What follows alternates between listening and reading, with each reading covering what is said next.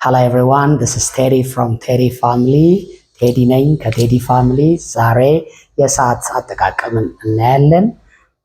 How do we ask for a time and how do we tell a time? እንዴት ሰዓት እንጠይቃለን፣ እንዴት እንመልሳለን የሚሉትን አብረን እናያለን። የመጀመሪያው asking for time.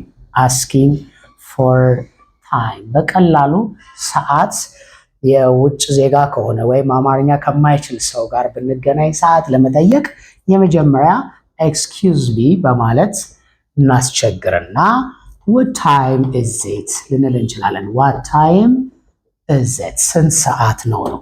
ሌላኛው what is the time please መጨመር ይቻላል። what is the time please ማለት ይቻላል። ይሄም ሰዓት ስንት ነው እንደማለት ነው።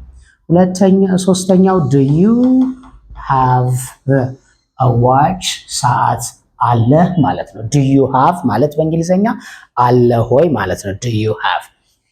ሌላኛው have you gotም ይቻላል። have you got a watch ሰዓት ይዘሃል ወይ ማለት ነው። have you got ማለት ይዘሃል ወይ ነው። have you got some money የተወሰነ ብር ይዘሃል ብሎም መጠየቅ ስለሚቻል have you got ይዘሃል do you have አለ ወይ ነው።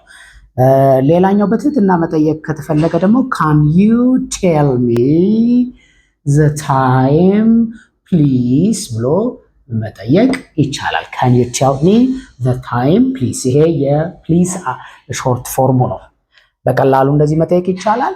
ስንመልስ ግን ከመመለሳችን በፊት ማወቅ ያለብን 24 hours has to 12 hours 12 ሰዓታቶች አሉት።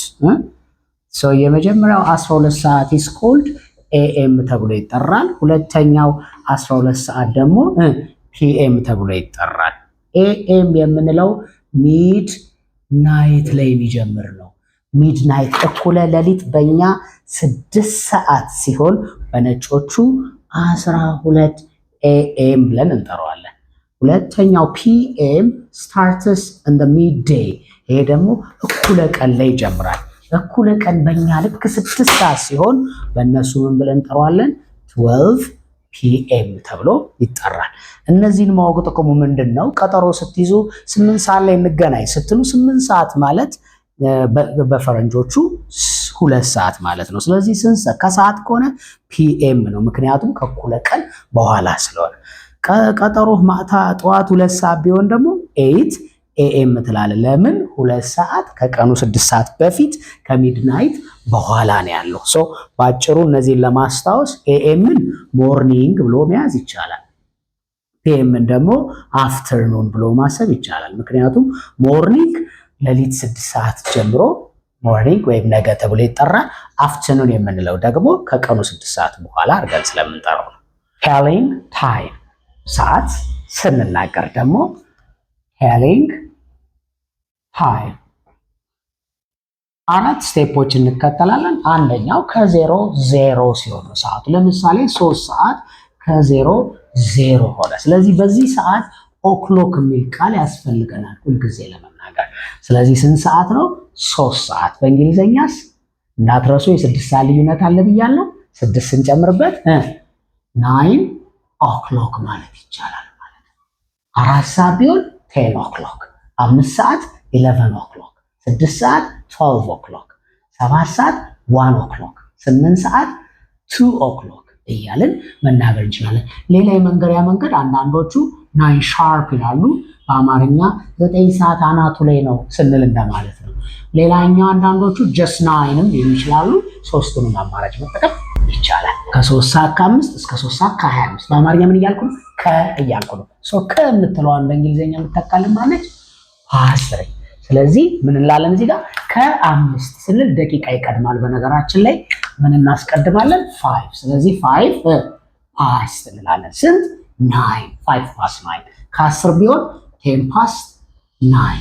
ከ15 ሲሆን 15 past 9። ከ20 ሲሆን 20 past 9። ከ25 ሲሆን 25 past 9 ብለን ባጭሩ እናገራለን። ሶስተኛው 3 ከ30 ሲሆን 30 ወይም በአማርኛ 3 ተኩል ነው የምንለው። ስለዚህ ተኩል የምትል ቃል ታስፈልገናለች። ማነች ተኩል የምትል ቃል? ሃፍ ነች። ስለዚህ ይሄን ስንናገር ምን ብለን እናገራለን? ኤን ሃፍ ይባላል። የመጀመሪያው ነገር ስንት ሃፍ? 3 ማለት ምንድነች? 9 9 ኤንድ ሃፍ 9 ኤንድ ሃፍ 4 ተኩል 10 ኤንድ ሃፍ 5 ተኩል 5 ኤንድ ሃፍ ወይም 11 ኤንድ ሃፍ በእንግሊዝኛ ያደርገን እናገራለን። አንዳንዶቹ በፓስትም ይናገራሉ። ማንም በማስቀደም ሃፍን በማስቀደም ሃፍ ፓስት 9ም ይባላል። ሁለቱንም መጠቀም እንችላለን። እንዳትረሱ ፓስትን ስንጠቀም ሁሌ ከደቂቃው ነው የምንጀምረው። አራተኛውና የመጨረሻው 3 ሰዓት ከ35 እስከ 3 ሰዓት ከ55 ሲሆን ስንናገር ጉዳይ ነው የምንለው። ይሄ ማለት 4 ሰዓት ሊሆን 25 ደቂቃ ቀርቶታል። ስለዚህ 25 ብለን 25 ጉዳይ ነው። ጉዳይ በእንግሊዝኛ ቱ ነች። ስለዚህ 25 ጉዳይ ስንል 25 ቱ ለስንት? ለአራት። አራት ስንት ነው? 10 25 to 10። ከ40 ሲሆን 20 ጉዳይ 20 to 10። ከ45 ሲሆን 15 to 10። ከዛ ደግሞ 10 to 10 10 ጉዳይ ከ50 ሲሆን ከ55 ሲሆን 5 to 10። አንድ ነገር ጨምርላችሁና እናበቃለን። እዚህ ጋር ከ15 እዚህም ጋር ከ15 ብለናል። እቺን ቃል ምን የሚል ቃል በእንግሊዝኛ ያስፈልገናል? ኳርተር። ለምን? በአማርኛው ሩብ ቢል ቃል ስላለን እዚህም ጋር ኳርተር። ስለዚህ ኳርተር ቱ ሩብ ጉዳይ፣ ኳርተር ፓስት ከሩብ በሚል በቀላሉ በአራቱ መንገዶች ሰዓት መናገር እንችላለን። እንዳትረሱ መያዝ የሚጠበቅባችሁ ኦክሎክ፣ ፓስት፣ ኤን ሃፍ እና ቱ ነው። ሌላኛዋ ሩብ የምትለው እነዚህን ቃል ካወቅን በቀላሉ ሰዓት መናገር እንችላለን። ቴንክ ዩ ቬሪ ማች አለ። ከዛሬ ጀምሮ የሰዓት አጠቃቀም ችግር አይኖርባችሁም ማለት ነው። ቴዲ ነኝ ከቴዲ ፋሚሊ። በአካል መማር የምትፈልጉ ቃሊቲ ቶታል መናኸሪያው ፊት ለፊት ነው ቢሮአችን። ኦንላይን መማር የምትፈልጉ ኮንታክት አርጉኝ በተጠቀሱት ስልኮች። ቴንክ ዩ ቬሪ ማች